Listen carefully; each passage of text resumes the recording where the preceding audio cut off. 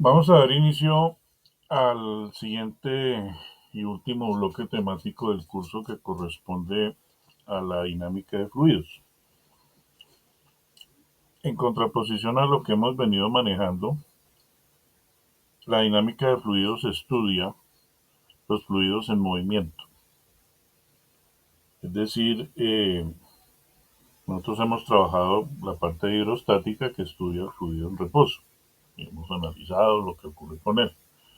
Ahora vamos a analizar lo que ocurre cuando el fluido se mueve. O sea, cuando tiene un movimiento, y ese estudio se aborda a partir de la denominada hidrodinámica. La hidrodinámica puede tener varios enfoques, pero digamos que para el caso de ustedes, este curso, que es un curso introductorio de mecánica de fluidos, lo vamos a hacer a partir de las denominadas ecuaciones de conservación. Porque a partir de él, esas ecuaciones de conservación posiblemente ustedes ya las han trabajado en otros contextos y la idea es como reescribirlas o reexpresarlas acá. Estas ecuaciones de conservación en la mecánica de fluidos son cuatro. La primera es la ecuación de conservación de la masa, que es el tema de este video. La segunda es la ecuación de conservación de la energía, que tiene dos expresiones o dos versiones. La primera es la ecuación de Bernoulli, que corresponde a la ecuación de conservación de una forma de la energía mecánica que se conoce como energía hidráulica. Y la ecuación de la energía, que es una ecuación de balance de energía hidráulica, bueno, y mecánica también, lo veremos en su momento, pero es una expresión adaptada a la mecánica de fluidos de la primera ley de la termodinámica. La última ecuación de conservación es la ecuación de conservación de la cantidad de movimiento, que esa no va a ser materia de este curso. Nosotros hemos trabajado, de pronto no lo hemos hecho explícitamente, pero lo hemos dicho explícitamente, pero ahorita va a ser importante. Hemos trabajado con sistemas que tienen su masa constante. Esos sistemas que tienen masa constante, como los sistemas que hemos trabajado, por ejemplo, cuando vimos las compuertas, no se considera que la masa del fluido cambie, o el fluido sobre la compuerta se ha mantenido constante. Entonces, esos sistemas se denominan sistemas cerrados. No se permite un intercambio de masa, pero sí se permite un intercambio de energía. La presión, como la trabajamos, es una forma de intercambio energético. Esos sistemas que no permiten intercambio de masa se denominan sistemas cerrados o masa de control. Para abordar nosotros el problema del fluido en movimiento, vamos a primero definir una región del espacio. Es como una especie de caja. Una caja bien definida en términos de dónde a dónde va, qué volumen tiene. Es una región del espacio claramente identificada. Y esa región del espacio claramente identificada se denomina volumen de control. A través de ese volumen de control yo puedo tener interacciones de masa o de energía, ambas. Y también se denomina o es sinónimo de volumen de control el sistema abierto. O sea, volumen de control es igual o sinónimo de sistema abierto. Aquí pues remarcamos lo que decíamos a continuación, o anteriormente, perdón. En un sistema de masa de control, la masa del sistema no va a cambiar porque no va a haber ni entrada de masa ni salida de masa. No hay intercambio de masa, sí hay intercambios de tipo de energía. Pero para el volumen de control sí hay masa de entrada y hay masa de salida y hay intercambios de energía. Entonces en el volumen de control la masa del sistema sí va a cambiar. Y podríamos decir que la diferencia entre la masa que entra menos la masa que sale va a ser igual al cambio de masa dentro del sistema. Esta última ecuación que acabamos de enunciar acá, que se aplica para el volumen de control, pues va a ser mi ecuación de conservación de la masa. Es muy sencilla, muy simple, muy evidente. La diferencia entre la masa que entra menos la masa que sale va a ser igual al cambio de masa dentro del volumen de control. Vamos a expresar eso en términos pues, analíticos, en términos de ecuaciones. La masa que entra menos la masa que sale es igual al cambio de masa dentro del volumen de control. Yo puedo analizar ese intercambio de masa primero en términos temporales. O sea, recordemos que estamos analizando fluido en movimiento, entonces la variable temporal, la variable tiempo ya debe entrar en juego. Ese instante de tiempo o digamos intervalo de tiempo en que yo analizo la masa que entra y la masa que sale, o sea, divido la cantidad de masa por un intervalo de tiempo determinado y divido toda la ecuación, ¿no? Y a través del concepto de límite yo voy a garantizar que ese intervalo de tiempo es muy pequeño. Observemos que es un límite donde ese delta T tiende a cero. Aquí observemos que al dividir al lado y lado por el tiempo y aplicar límite al lado y lado, obviamente, pues llego a un concepto de una diferencial, una razón de cambio, una velocidad, por así decirlo. La razón de entrada de masa con respecto al tiempo menos la razón de salida de masa con respecto al tiempo es igual al cambio de masa dentro del volumen de control con respecto al tiempo.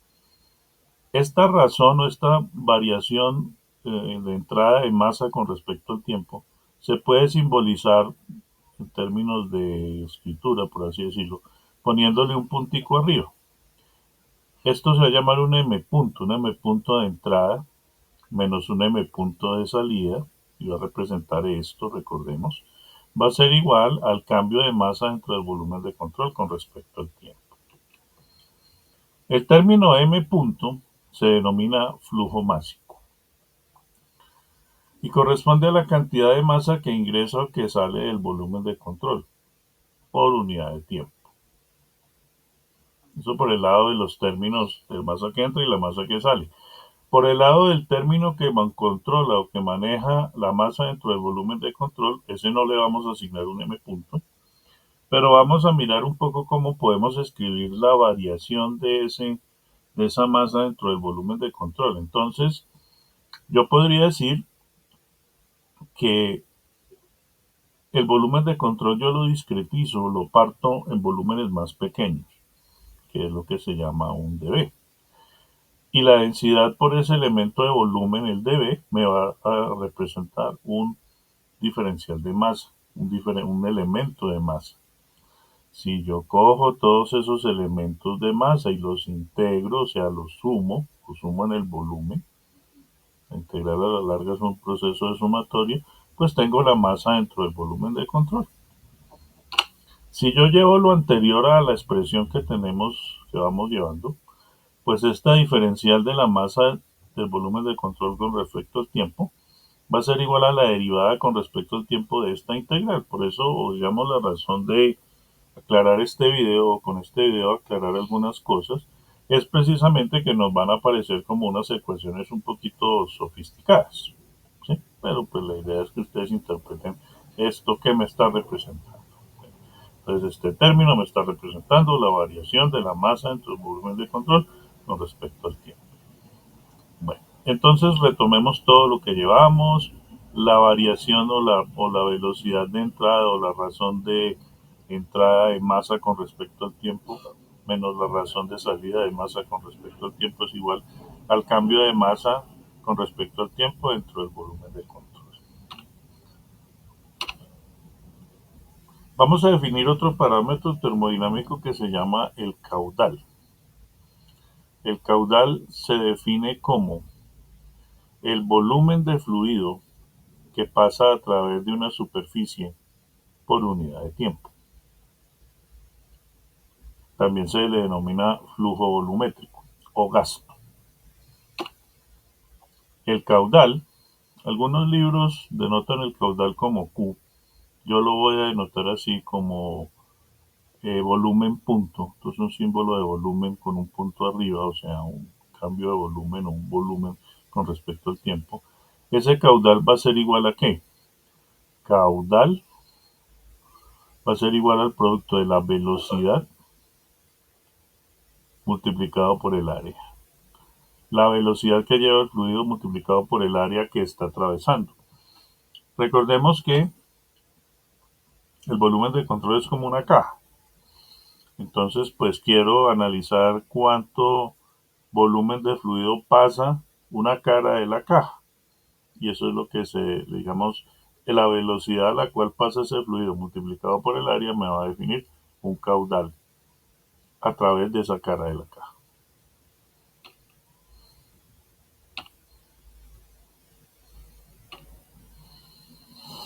El flujo másico se relaciona con el caudal a través de esta expresión. El flujo másico es igual al producto de la densidad por el caudal. Entonces, la ecuación que llevamos la podríamos nosotros expresar de la siguiente manera. El flujo másico de entrada, ¿a qué sería igual?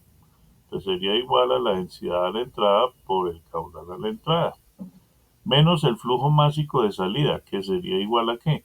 Sería igual a la densidad a la salida por el caudal a la salida. ¿Y eso a qué va a ser igual? Va a ser igual al cambio de masa dentro del volumen de control con respecto al tiempo. Las ecuaciones de conservación, y esto tienen que tenerlo siempre claro, aplican siempre y cuando se impongan una serie de condiciones. La primera condición que vamos a imponer es que estamos trabajando en un flujo estacionario. Cuando se trabaja con una condición de flujo estacionario, se considera que cualquier propiedad o analizando el cambio de cualquier propiedad con respecto al tiempo, eso debe ser igual a cero. Para ese caso, cualquier propiedad, pues una de esas propiedades puede ser la masa. Entonces, en una condición de flujo estacionario, esta propiedad, que es la masa dentro del volumen de control, pues debe ser cero en una condición de flujo estacionario. Entonces, con una condición de flujo estacionario, nuestra ecuación se vuelve esta. La densidad a la entrada por el caudal a la entrada, pues va a ser igual a ¿qué? A la densidad a la salida por la velocidad a la salida. El caudal a la salida, perdón. La densidad a la entrada por el caudal a la entrada debe ser igual a la densidad a la salida por el caudal a la salida. Y la otra condición que vamos a imponer es que tenemos un fluido incompresible. Un fluido incompresible es un fluido que no cambia su volumen apreciablemente con respecto a la presión, sobre todo. O sea, algo que se puede comprimir es algo que uno le aplica presión y él reduce su volumen. Como reduce su volumen, puede cambiar apreciablemente su densidad. En el caso de un fluido compresible, un ejemplo de ello son los gases. Pero en nuestro caso, vamos a considerar un fluido incompresible, o sea, un fluido que no cambia su densidad apreciablemente en términos de la presión. Por lo tanto, la densidad a la entrada va a ser la misma densidad a la salida. Entonces se podría cancelar y tenemos que el caudal a la entrada es igual al caudal a la salida.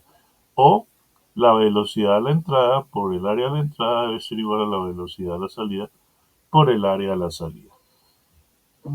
Esta ecuación a la que llegamos acá se denomina ecuación de continuidad.